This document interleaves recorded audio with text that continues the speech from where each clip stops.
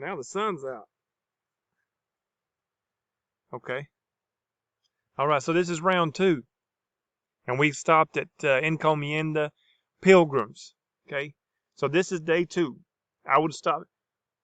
I'm going to put that up there Monday, vocab 2, encomienda. And then Tuesday, what you're doing right now, Tuesday, you're going to do pilgrim on. Okay. We're going to go through these pretty quick. So pilgrims are Puritans. Pilgrims are those religious group that they had to leave England when King James, Elizabeth's cousin, came in, because he tried to change the church around. Remember, Elizabeth was the head of the Anglican Church, and she said, you can do whatever you want to do. She was kind of like her father, Henry VIII. He was like, you can be whatever religion you want to be. I'm the head of the church. I don't care what you are. She stressed that. But when King James came in, he started to make changes to the Bible. Vis-a-vis, we have the King James Bible. And they left. They left England and they went to Denmark. They went to the Netherlands, and other places. And they were afraid they were going to lose their heritage and their language. So they left for the New World, and they landed in Plymouth in 1607. They landed in around present-day Boston. And you know the story there that you'll pick up there in the 8th grade with the Pilgrims. And that's why they left. They left because Elizabeth had died. King James, her cousin, comes in. He starts making changes to the church. They didn't like the changes. And they left. So the Puritans were the original group. Pilgrims are Puritans, but not all Puritans were Pilgrims. Okay? Some of the, so these Protestants, Puritans were Protestant. They wanted to purify the church. They looked at Catholicism as a perversion of Christianity, and Catholics looked at Protestants with the same lens. So you have a little bit of a problem there. So Puritans wanted to purify the church and get rid of Catholicism and Catholic practices. They also did not like some of the changes, or most of the changes, that King James made. There's going to be a huge wave of people, the groups that come over to North America. Basically Calvinists. So, Jamestown, 1607. I might have got those dates mixed up. You might want to look at the date on Plymouth Rock, the Plymouth colony. Jamestown, I know, was 1607. So this is in Virginia. Remember, Virginia was once upon a time one huge colony from present-day Maine all the way down to Georgia, because it was named for the Virgin Queen Elizabeth I.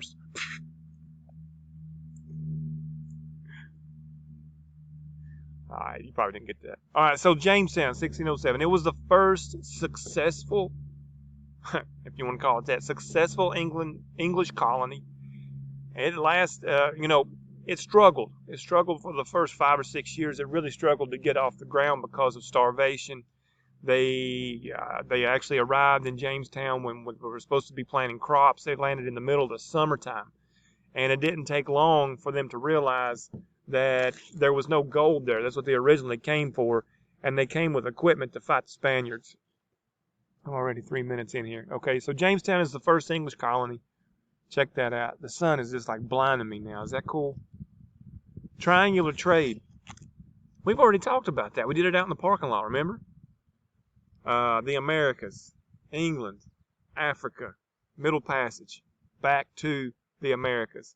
The Americas had what? Raw material, timber, cattle, cotton, stuff that was raw from the earth, unprocessed goods. Yeah? And they take that to England to be processed. The timber turned into stuff that they could build out of. Cotton turned into thread, so they can make clothes. Tobacco for smoking and chewing and everything else.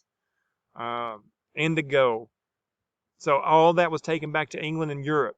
Those things were processed into manufactured goods, which then they would take to Africa to trade for enslaved people. Remember what I told you here, folks.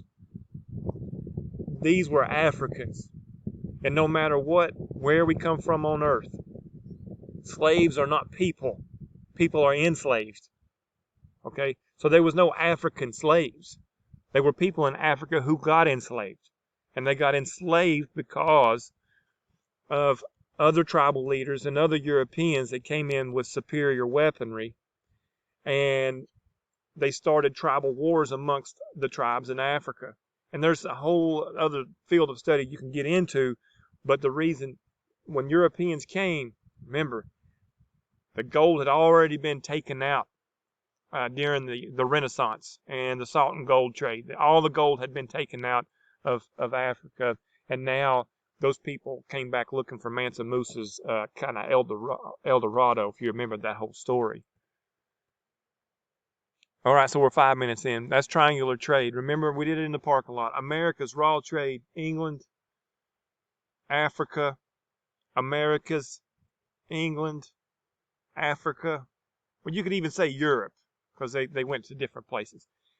Raw materials, manufactured goods, enslaved people, Middle Passage. The Middle Passage is the next word. That was from the west coast of Africa to the West Indies, or the eastern part of the United States, the present-day United States, Eastern America. The reason that I say West Indies is because when Columbus came in, you'll find it on the next presentation there, he thought he was in India. And since it's in the western part of the world, they call it West Indies. Got trees falling down and stuff. I don't know what's going on here. It's getting wild. I'm going to have to turn around. I can't even see. Okay. Columbian Exchange. You ready for this? Really simple. Look at my props. Hello. Europe.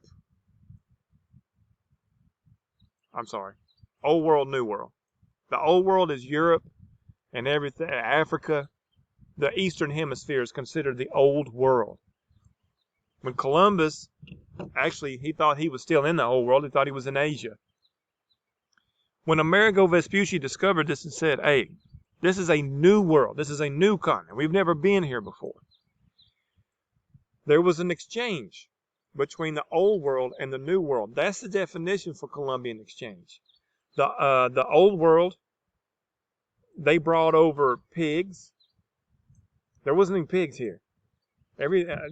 There's still wild pigs in Florida, in the Caribbean islands, in Mesoamerica, that their ancestors came from Spain.